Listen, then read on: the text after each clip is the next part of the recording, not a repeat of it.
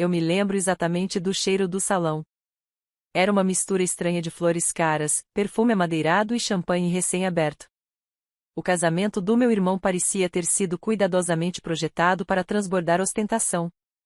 Candelabros de cristal, arranjos florais com mais rosas do que eu poderia contar, garçons alinhados como soldados. Tudo impecável. Tudo brilhando. Tudo caro. Mas, para mim, nada disso brilhava.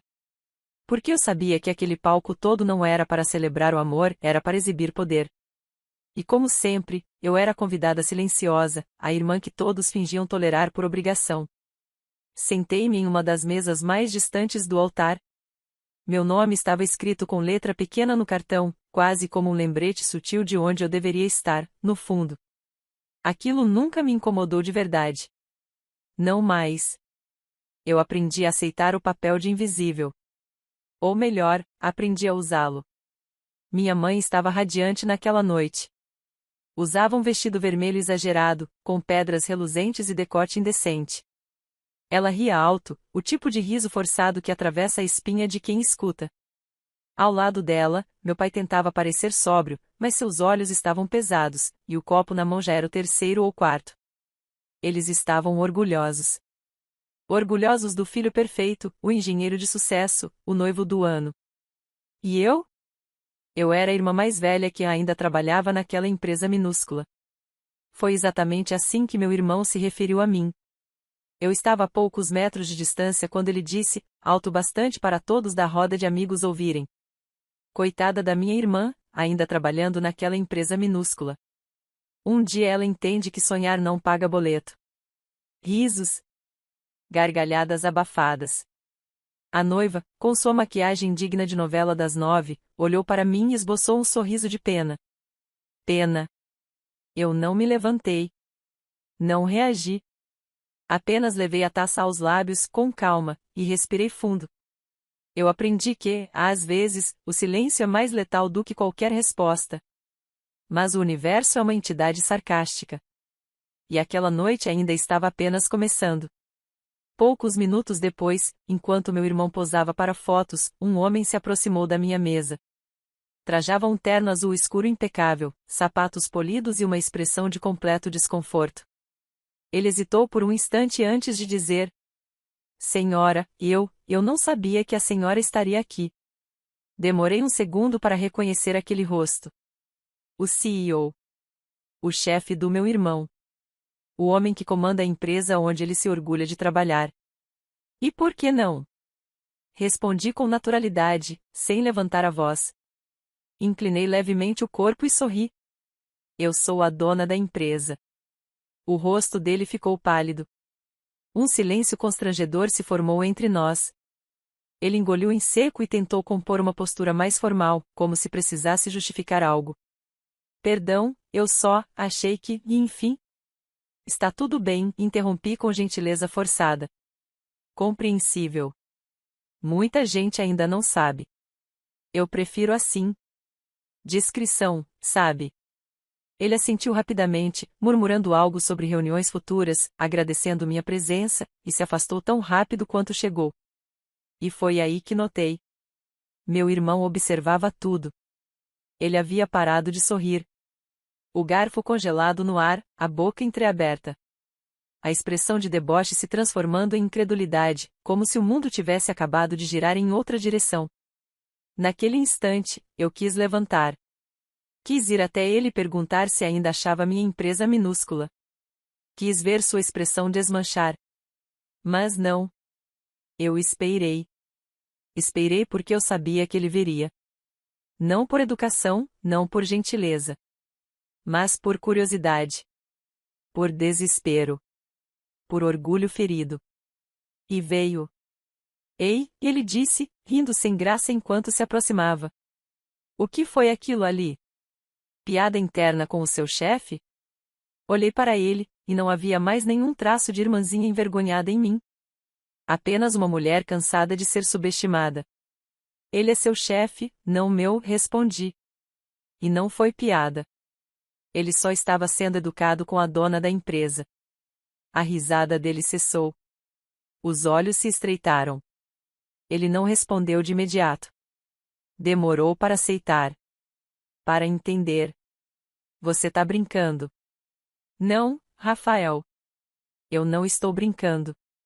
Ele pareceu querer rir novamente, mas a risada morreu antes mesmo de começar.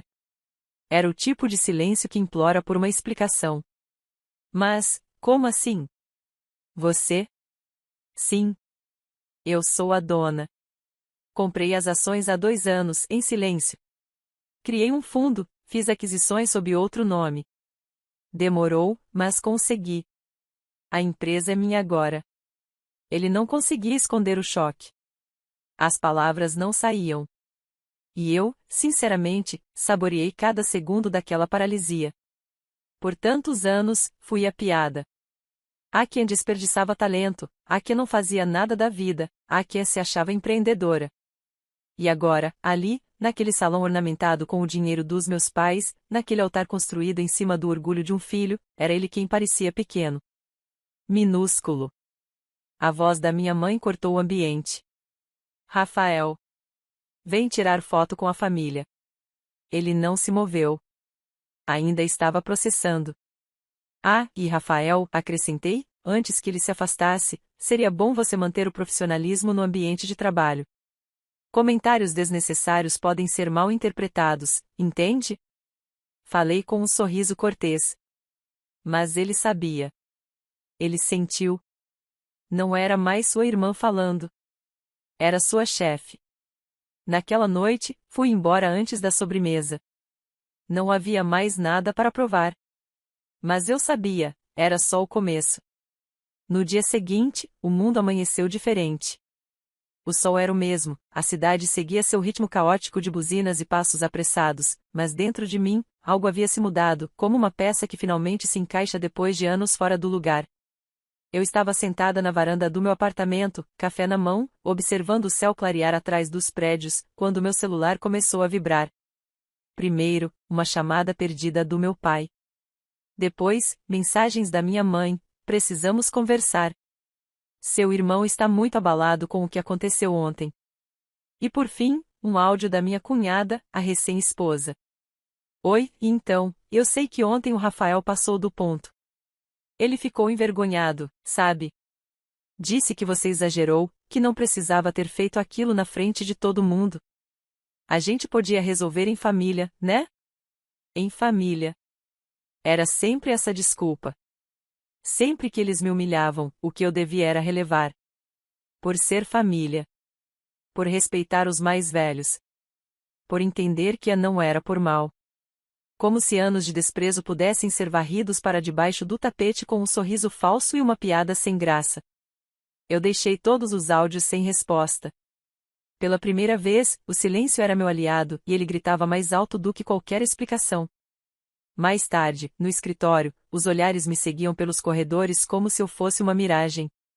Colegas cochichavam, outros abaixavam a cabeça. O que antes era uma gestora discreta de um fundo de investimento com nome neutro agora era revelação. Meu nome estava entre os papéis da holding, e com a nova rodada de reorganização societária, não havia mais como esconder.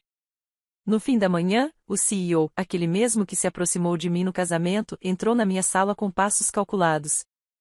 Senhora Fernandes, desculpe incomodar, mas precisamos conversar sobre o Rafael. Assenti, sem pressa. Claro. Feche a porta, por favor. Ele fez o que pedi, sentando-se na poltrona à minha frente, claramente desconfortável. Puxou um tablet com alguns dados e relatórios, mas eu sabia que aquilo era apenas um teatro. Ele não queria falar sobre resultados. Ele queria falar sobre o escândalo. Houve um incidente no refeitório hoje cedo, começou. Rafael foi confrontado por outros funcionários. Alguns riram, outros questionaram a conduta dele com relação à sua irmã, digo, a senhora. Pode me chamar de você? Interrompi, sem tirar o olhar dele. Ainda sou a mesma pessoa. Apenas não sou mais invisível. Ele respirou fundo, constrangido. Ele está pedindo transferência. Disse que o ambiente ficou hostil. Está disposto a sair da empresa, inclusive. Dei um gole no café e encostei o corpo na cadeira, avaliando o peso das palavras. Engraçado. Durante anos, eu também me senti desconfortável. Não na empresa, mas na família. Engoli piadas, olhares, comparações. Fui taxada de fracassada porque não havia um crachá com meu nome brilhando na porta. Agora que as posições se inverteram, é ele quem quer fugir? O CEO baixou os olhos, sem saber como reagir. Então, continuei. Rafael pode ficar. Desde que esteja disposto a trabalhar como todos os outros. Aqui, os sobrenomes não compram respeito. E era isso. Naquela tarde, subi até o andar do meu irmão. Entrei sem anunciar. Ele estava em sua mesa, mas o olhar não era o mesmo do casamento. O homem arrogante e altivo havia desaparecido. O que vi ali era um menino perdido. Ele tentou se levantar, mas levantei a mão. Não precisa. Ele começou, mas não soube o que dizer. Por que você nunca contou? Por que escondeu de todo mundo? Ri baixo, não de zombaria, mas de incredulidade. Porque vocês só escutam quando grito. E gritar nunca foi da minha natureza. Eu prefiro mostrar. Ele passou a mão pelos cabelos, claramente frustrado. Você sabe como isso me afeta? As pessoas estão rindo de mim. Me tratam diferente. Aquela frase doeu. Não por pena, mas por ironia. Agora você entende como eu me senti durante anos. Ficamos em silêncio por um tempo. Então ele murmurou. Você vai me demitir? Não. Mas vou cobrar de você o mesmo que cobro de qualquer funcionário. Resultados, ética, respeito. Aqui dentro, não somos irmãos. Somos profissionais. Se você não souber lidar com isso, a porta está aberta. Ele assentiu, visivelmente engolindo o próprio orgulho. E pela primeira vez, não rebateu. Quando saí daquela sala, não senti prazer nem vingança. Senti alívio. Como se, enfim, estivesse me libertando de um peso que carreguei por toda uma vida. Mas a história não terminou ali. Naquela noite, meus pais me chamaram para jantar. Uma tentativa tola de fingir que nada havia acontecido, que tudo era apenas um mal-entendido. Cheguei atrasada de propósito. Queria ver a reação deles quando tivessem tempo de sobra para pensar. Minha mãe foi a primeira a falar. Filha, nós estamos muito orgulhosos. Só achamos que poderia ter nos contado, sabe? Meu pai completou. Podíamos ter te apoiado. A risada que escapou de mim foi tão sincera quanto cruel. Apoiado. Vocês passaram anos dizendo que eu perdia tempo, que meus projetos eram fantasias, que meu irmão sim era o exemplo. Quando eu mais precisei, fui ignorada, ridicularizada. Agora que sabem que eu venci, querem dizer que sempre estiveram do meu lado? Minha mãe tentou se justificar. Mas somos família. Não, interrompi. Família é quem está com você quando ninguém mais está. Quem acredita sem precisar de provas. O que vocês fizeram foi se distanciar sempre que tive uma queda. E agora querem se aproximar porque subi. Me levantei, deixando os talheres sobre o prato intacto. A diferença é que, desta vez, eu não preciso mais ficar. Eu escolho quem merece sentar à minha mesa. E vocês, sinto muito, mas perderam esse direito. Saí do restaurante sem olhar para trás. A noite estava fria, mas dentro de mim havia um calor estranho. Um calor que nascia da libertação. Eles não entenderam. Nunca entenderiam. Mas eu, pela primeira vez, entendia tudo. Eu não fui criada para brilhar. Desde muito nova, entendi que havia algo errado com o modo como minha presença incomodava minha mãe. Enquanto meu irmão ganhava aplausos por qualquer respiração mais elaborada, eu era a sombra conveniente, aquela que deveria entender o próprio lugar. Aquela noite no restaurante escancarou algo que já era evidente para mim há muito tempo: eles só sabiam me valorizar quando eu era útil. E agora que eu havia ultrapassado todas as expectativas silenciosas, virei incômodo. Um lembrete constante de que haviam apostado no cavalo errado. Eu passei os dias seguintes em silêncio. Fui para a empresa, como sempre, mas sem alarde. O burburinho entre os funcionários aos poucos se dissipava. O choque da revelação dava lugar a uma nova normalidade. Agora todos sabiam quem eu era, mas poucos sabiam como eu havia chegado até ali. E é exatamente assim que eu gosto. Só que, como acontece com toda mudança brusca de poder, as máscaras começaram a cair. Começaram com pequenos detalhes. Um gerente que nunca havia falado comigo veio oferecer a colaboração total. Uma funcionária do financeiro, que antes ignorava minha presença nos elevadores, passou a sorrir exageradamente. Mas o que mais me incomodava era o comportamento do meu irmão. Rafael se mantinha calado. Trabalhando mais do que nunca, evitando qualquer tipo de conflito. Era estranho, até mesmo para ele. E foi aí que desconfiei. Porque meu irmão nunca ficou quieto quando se sentiu ferido. Ele não sabia perder em silêncio.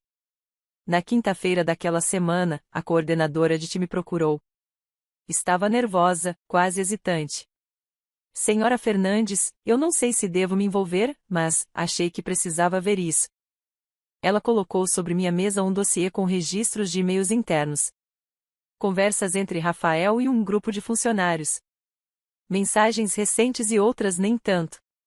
Em uma delas, de 2 meses atrás, ele escrevia: minha irmã é uma vergonha, acha que vai longe naquela empresinha falida. Só serve para limpar mesa de reunião. E outra, ainda pior, datada da véspera do casamento: se essa doida aparecer no meu casamento, vou ter que fingir que gosto dela. Tomara que use alguma roupa ridícula, assim vira piada de novo. Eu não chorei. Eu não gritei. Eu fechei a pasta, agradeci à funcionária e pedi discrição. Depois, fiquei parada por minutos olhando para as janelas altas da minha sala. A cidade lá fora seguia viva, indiferente. Mas dentro de mim, algo estava morrendo pela última vez. Aquela era a gota final. A prova de que Rafael não sentia vergonha pela humilhação pública. Ele sentia raiva por eu não ter me mantido no lugar onde me colocaram a vida inteira, o de baixo. E então, como se o destino quisesse brincar mais uma vez, recebi uma ligação da minha mãe. Filha, ela começou, com aquela voz doce que só usava quando queria algo. Eu e seu pai estávamos conversando, e, será que você não conseguiria ajudar o Rafael? Ele está tão abatido, tadinho. Disse que vai pedir demissão. Isso não é justo, você sabe. Ele sempre esteve ao seu lado. A mentira atravessou meus ouvidos como uma lâmina. Sempre ao meu lado. Repeti, com a voz baixa e firme. Ou sempre por cima de mim? Não fala assim, ela respondeu, ofendida. Você sabe que ele é impulsivo, mas no fundo te ama. Ri. Pela primeira vez, ri de verdade ao ouvir aquilo.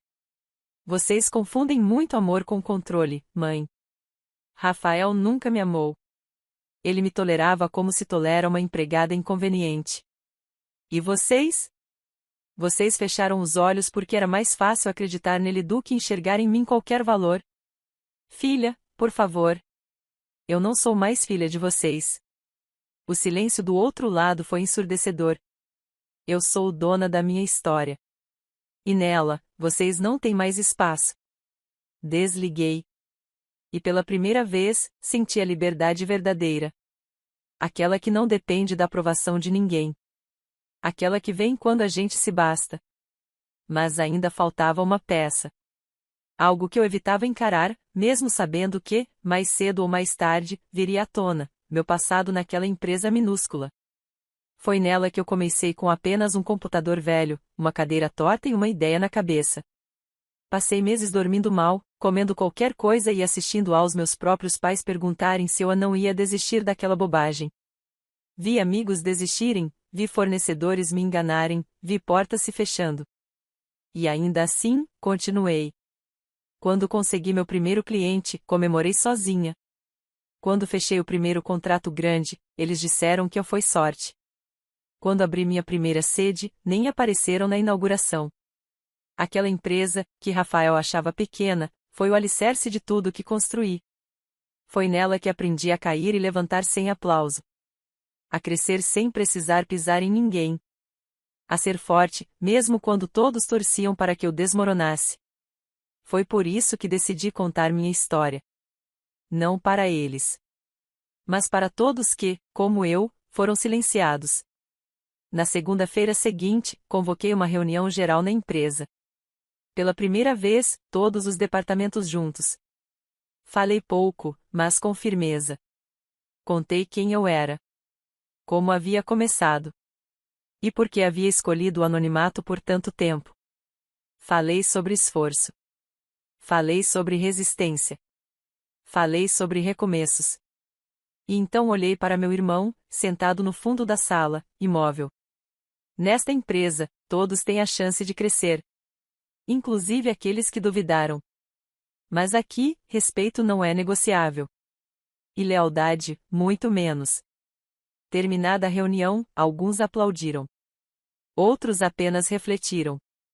Mas eu sabia que tinha feito o necessário. Naquela noite, deitei e dormi sem culpa. Pela primeira vez, sem culpa. O passado não podia ser mudado. Mas agora, eu tinha o presente nas mãos. E o futuro, bom, o futuro seria todo meu. 2 meses se passaram desde aquela reunião.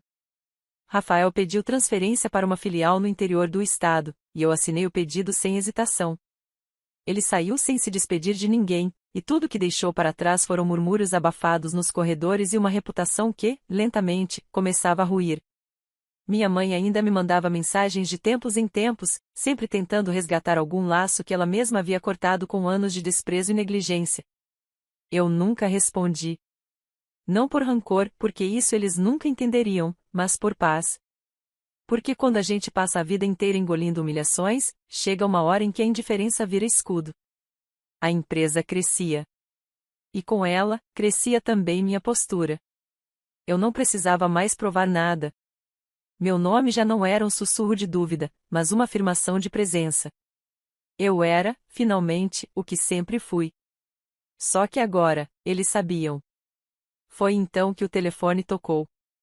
Era um número que eu reconheceria até de olhos fechados. O celular do meu pai. Toquei na tela com calma, já imaginando o que viria do outro lado. Filha. A voz dele veio arrastada, hesitante, como quem tenta parecer calmo diante de um incêndio. Oi? Respondi com a mesma frieza de quem aprendeu a se proteger com silêncio. Eu sei que faz tempo. Mas, estamos com um problema. Sorri, mesmo que ele não pudesse ver. Que tipo de problema? Do outro lado da linha, ouvi um suspiro longo, pesado. A empresa, sua mãe e eu, fizemos um investimento que não deu certo. Perdemos uma parte considerável do que tínhamos. E, a casa está hipotecada. Continuem. Falei como se estivesse ouvindo um relatório qualquer. O banco quer o pagamento em 30 dias, ou vamos perder tudo. E seu irmão, ele não tem como nos ajudar agora. A frase final era o que ele realmente queria dizer. Não era sobre pedir ajuda. Era sobre reconhecer que a aposta de vida deles, Rafael, havia falhado. E a única que podia salvá-los era a filha que eles desprezaram. Por que me ligou? Perguntei. Porque você é a única pessoa que pode resolver isso. A ironia me queimou por dentro. A única? Ou a última? Do outro lado, o silêncio foi tão profundo quanto revelador.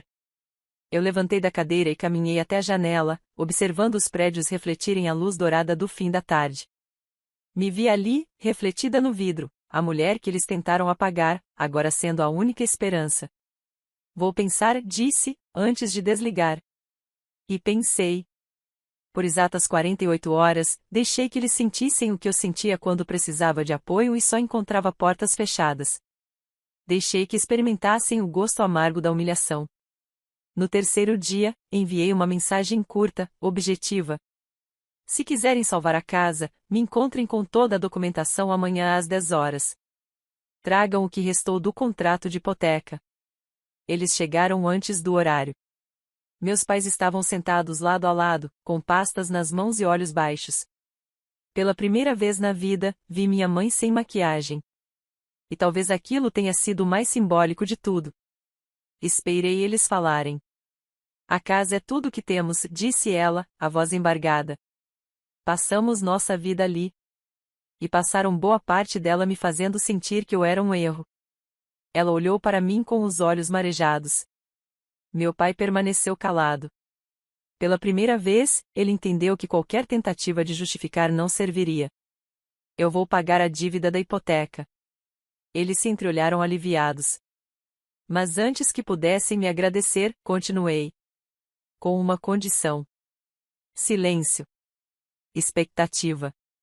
A escritura da casa será transferida para o meu nome. Minha mãe engasgou com um ar. Meu pai empalideceu. Você quer tomar a casa? Ela sussurrou. Não. Eu quero proteger o que vocês tentaram perder. A diferença é que agora vai ter dono de verdade. Eles hesitaram. Mas sabiam que não tinham escolha. E outra coisa, acrescentei. Não esperem mais convites. Não esperem mais aniversários, festas, ceias de Natal.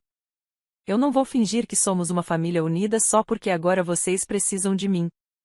Assinaram os papéis em silêncio.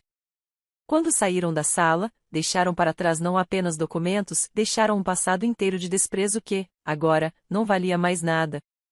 Na semana seguinte, a casa foi oficialmente transferida para o meu nome. Enviei um oficial de justiça para entregar a notificação de reintegração de posse. Eles tinham 30 dias para desocupar. E foi só aí que começaram as ligações. Isso é vingança? Minha mãe gritou em um dos áudios. Nós somos seus pais. Eu não respondi. Eu só respirei. Profundo. Calma. Serena. Porque não era vingança. Era justiça. Justiça por todos os natais em que eu fui esquecida. Por todas as vezes em que me chamaram de peso morto. Por cada sorriso falso que escondia desprezo. A casa era deles. Mas eles nunca fizeram dela um lar. Agora, eu faria. Mas do meu jeito. Com paredes silenciosas, onde finalmente reinava a paz. E o nome na escritura? O nome era meu. O dia em que os oficiais chegaram à antiga casa dos meus pais foi abafado, pesado. O céu parecia cúmplice daquela história, carregado de nuvens densas como se o universo também aguardasse em silêncio o desfecho de tudo que um dia foi desfeito dentro daquela casa. Eu não fui até lá pessoalmente. Não por medo, jamais, mas porque havia aprendido que certos espetáculos devem ser assistidos à distância. Eles não mereciam a dignidade do meu olhar no momento da queda. Mereciam apenas o peso da minha decisão. Uma amiga de confiança, advogada, me enviou uma foto discreta da cena, minha mãe com os braços cruzados, furiosa, parada na calçada com uma caixa nos pés. Meu pai, sentado no meio-fio, com a cabeça baixa, cercado por sacolas plásticas e um ventilador antigo. A mobília, empilhada de qualquer jeito no caminhão de mudanças, parecia tão deslocada quanto eles naquele cenário. Era quase poético. A mesma arrogância que um dia encheu aquela casa agora escorria pelas frestas da humilhação. E Rafael? Ele não apareceu. Talvez estivesse tentando fingir que nada daquilo tinha a ver com ele. Ou talvez soubesse, no fundo, que tudo aquilo era também culpa dele. Dias depois, recebi um e-mail do banco confirmando a finalização do processo de reintegração. A casa agora era oficialmente minha. Mas diferente deles, eu não a preenchi com ruídos. Não chamei fotógrafos, não dei festas, não publiquei nada. Apenas contratei uma equipe para uma reforma completa. Quis apagar cada centímetro daquilo que me fazia lembrar de como fui tratada ali dentro. Eu não queria vingança. Eu queria recomeçar. Refiz o piso da sala, troquei as janelas, pintei cada parede com uma cor que inspirasse silêncio e presença. Transformei o antigo quarto onde fui chamada de peso morto no meu escritório pessoal. E ali, em uma estante central, coloquei uma única moldura. Dentro dela, o contrato de transferência da casa assinado por eles. Como lembrete. Como marca. Como testemunho da virada que ninguém acreditava que eu seria capaz de dar. O tempo passou. E com ele, o silêncio deles se tornou mais barulhento que qualquer grito. Minha mãe não tentou mais me ligar. Meu pai desapareceu do radar. Rafael, vez ou outra, aparecia em sites de emprego como uma profissional disponível para recolocação. Curiosamente, ninguém mencionava mais aquela frase do casamento: coitada da minha irmã. A coitada era agora dona de tudo. Mas mesmo com a justiça feita, havia algo que eu ainda não tinha feito: olhar para mim com a mesma compaixão que oferecia ao mundo por tanto tempo. Durante anos, fui forte por obrigação. Aguentei calada. Cresci à força, engolindo indignações enquanto sorria por fora. Agora, sozinha naquela casa remodelada, entre paredes que finalmente me acolhiam, eu permiti chorar. Não de tristeza, mas de alívio. Chorei pela menina que pediu aprovação e só recebeu desprezo. Pela jovem que teve sua inteligência ridicularizada. Pela mulher que, mesmo vencendo em silêncio, era chamada de a fracassada. E depois que chorei tudo, me olhei no espelho. Não vi mais a irmã rejeitada. A filha ignorada. A empresária desacreditada. Vi uma mulher completa. Que caiu 1000 vezes e levantou em todas. Na semana seguinte, recebi um convite inesperado. Um evento do setor empresarial, em que eu seria homenageada como uma das líderes de maior impacto no ano. Quase não aceitei. Não gosto de palcos. Nunca gostei. Mas havia algo simbólico ali. Aquela era uma sala onde, anos atrás, eu teria sido barrada na entrada. Fui. Vesti um terno branco elegante, cabelos soltos, postura firme. Quando anunciaram meu nome, a sala se ergueu em aplausos. Não pelos números, embora eles fossem impressionantes, mas pela história. Pela trajetória. Pelo que eu representava. Subi no palco, peguei o microfone e respirei fundo. A plateia me olhava como se esperasse um discurso técnico. Mas eu tinha outra coisa em mente. Eu não estou aqui por sorte. Nem por acaso. Estou aqui porque resisti. Quando todo mundo dizia que eu não era suficiente. Quando me chamaram de tola, de coitada, de inútil. Quando minha própria família zombava da minha coragem de sonhar. Pausas são armas quando se sabe usá-las. Fui chamada de fracassada. De invisível. E talvez, para muitos, eu realmente fosse. Mas invisível não significa inexistente. Eu estava ali. Trabalhando. Planejando. Crescendo em silêncio. Meus olhos passearam pela plateia. Vi rostos emocionados. Algumas lágrimas discretas. Se você também foi silenciado, se disseram que você não era bom o bastante, que não tinha talento, que seu lugar era no fundo, saiba, ninguém tem o direito de te definir. Deixei o microfone sobre a base. Aplausos ensurdecedores tomaram a sala. Mas mais alto que o som das palmas era o som dentro de mim, aquele que dizia, com calma, que eu finalmente havia encerrado um ciclo. Naquela noite, ao voltar para casa, me sentei no chão da sala e fechei os olhos. A paz era estranha no começo. Mas deliciosa. Minha história não é sobre vitória. É sobre superação. Sobre o silêncio que virou resposta. Sobre a rejeição que virou combustível. Sobre a queda que virou voo. E agora, quando alguém me pergunta o que aconteceu com a minha família, eu respondo com sinceridade. Nada.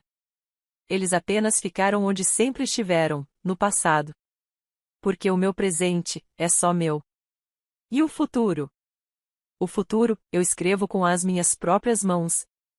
Fim.